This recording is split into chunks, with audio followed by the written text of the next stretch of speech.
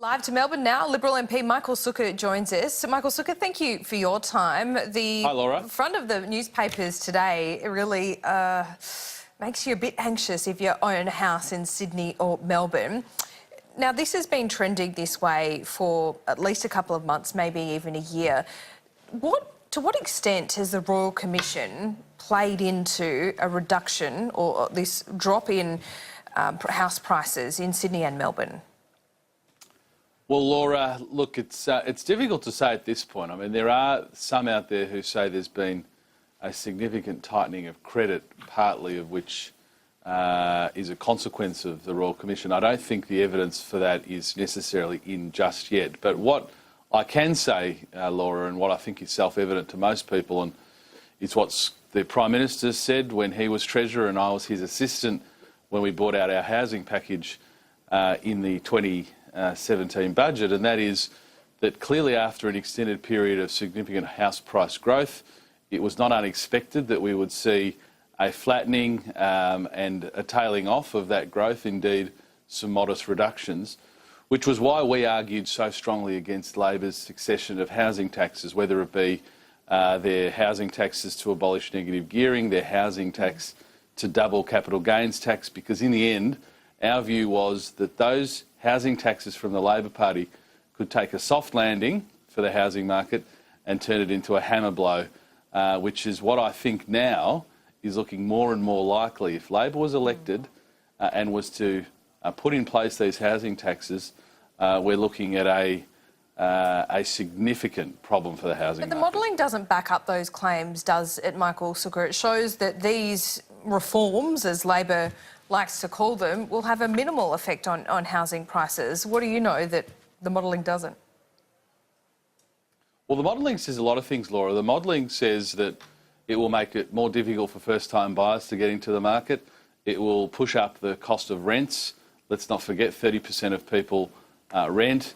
And again, that it will further weaken the housing market. So those are undisputed facts.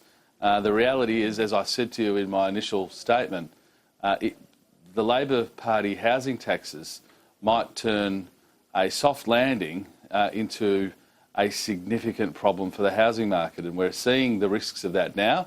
There's anxiety in the community about it, quite rightly so, because for most of us, Laura, the biggest asset we'll ever hold, indeed most of our wealth, will be contained in the equity in our homes. So again, Labor dreamt up these housing taxes. They tried to sell them as housing affordability measures. I think most commentators and most people in politics knew that that had nothing to do with housing affordability. They were just revenue-raising measures. The problem now, those housing taxes, abolishing negative gearing, doubling capital gains tax, is likely to turn a soft landing in the housing market into a very hard landing. Well, it's your Prime Minister that described the Banking Royal Commission as a populist whinge, and he did resist putting one in place. Now we see that Labor is going to go on a listening tour because Labor argues that only 27 people have been able to air their grievances in the Banking Royal Commission, but there's been over 9,000 submissions. Why isn't the government doing this? Well, I wish Bill Shorten and Labor did a bit more listening when they were in government. I mean, when most of these egregious events occurred that we heard about in the Banking Royal Commission, most of these terrible examples that we saw really graphically outlined in front of Kenneth Hayne, most of those occurred not just when Labor was in government, but when Bill Shorten was the Financial Services Minister. So I wish he did a bit more listening when he was the Minister. I wish he did a bit more listening and a bit more acting when he had the ability to do it. So, look, the Labor Party will exploit anybody for a political advantage. Our view is we put in place Kenneth Hayne to undertake the Royal Commission. Some in the Labor Party criticised that appointment. I think they're now eating their words. I think it's been proven that he has been someone that has forensically got to the bottom of a lot of the problems. We'll await to see what further statements he has to make in his final report.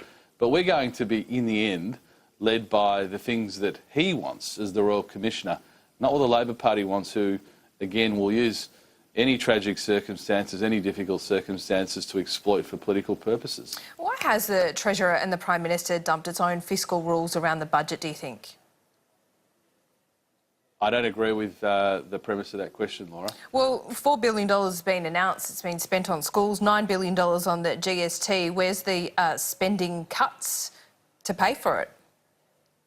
Well, Laura, you're a very seasoned commentator. You know that those things will be outlined in my EFO. So okay. I don't think you can make the statement that any rules have been broken. The reality is, under our Prime Minister in his role as Treasurer, and I was his assistant at the time, so I got to see him work very closely, and Josh Frydenberg now as Treasurer, we have taken a slowing economy, a worsening budget position and increasing unemployment and turned that around now to an improving budget position, improving economic growth, lower unemployment and an improving budget position. Well, but now, if that's the case, the Michael Labor Sukkar, Party... you should be returning to surplus a lot earlier than predicted.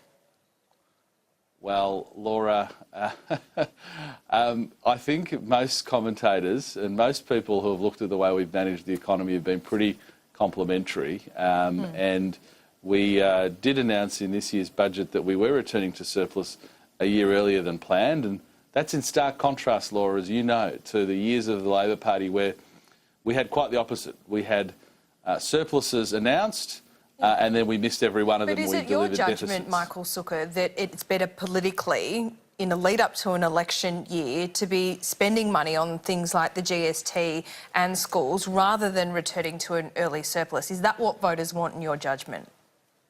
Well, I don't think it's a binary choice, Laura. We'll be, in the end, dictated by what's in the best interests of Australians. Now, I've always said, and even when I was in a Treasury portfolio, I said this, we as an end to itself, we don't manage the economy just so we can have a great set of numbers and self-aggrandise ourselves as politicians. No, we run a tight budget. We encourage economic growth and encourage prosperity for Australians for no other reason than to make their lives better. Now, from time to time, that will mean that the hard-won fruits of our labour mean that we can deliver services or do the things that make our citizens' lives better. And it's always a judgment call. It's always, trying to walk the fine line. And I think if you look at our form over the last 5 years, we've walked that fine line very well. Let me ask you a few other things just quickly. Neil Brown, he's accused the government of abusing the ABC independent panel by stacking the broadcaster with unqualified members. Is there some truth to that? No, there's no truth to it. And the reality is, Laura, governments are elected. We, in the end, are accountable to the people.